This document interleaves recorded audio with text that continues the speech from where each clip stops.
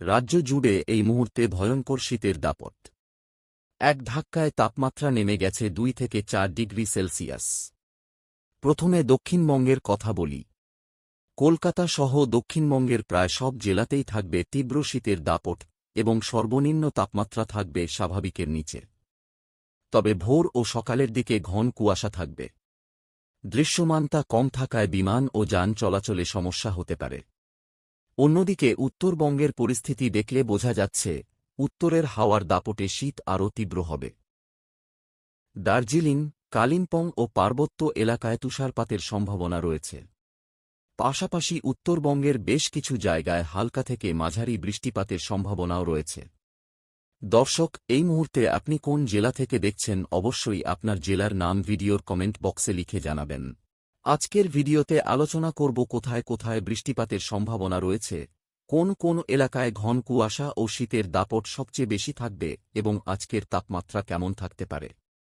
তাই অনুরোধ থাকবে ভিডিওটি সম্পূর্ণ দেখার। প্রতিদিনের মতো আজও আমরা চলে এসেছি সরাসরি রাডার ম্যাপে লাইভ ওয়েদার আপডেট নিয়ে। আজ মঙ্গলবার, জানুয়ারি মাসের 6 তারিখ 2026। প্রথমে দেখে নেওয়া যাক কোন কোন জায়গায় আংশিক মেঘলা আকাশ ও ঘন কুয়াশার সম্ভাবনা রয়েছে। দক্ষিণবঙ্গের আকাশ সকাল থেকেই বেশ কিছু জায়গায় আংশিকভাবে মেঘলা থাকতে পারে। হলদিয়া, কুলাঘাট, খড়গপুর, চাকুলিয়া, চন্দননগর, আরামবাগ এই সমস্ত এলাকায় সকালের দিকে সূর্যের দেখা মিলবে না এবং হালকা কুয়াশা থাকবে।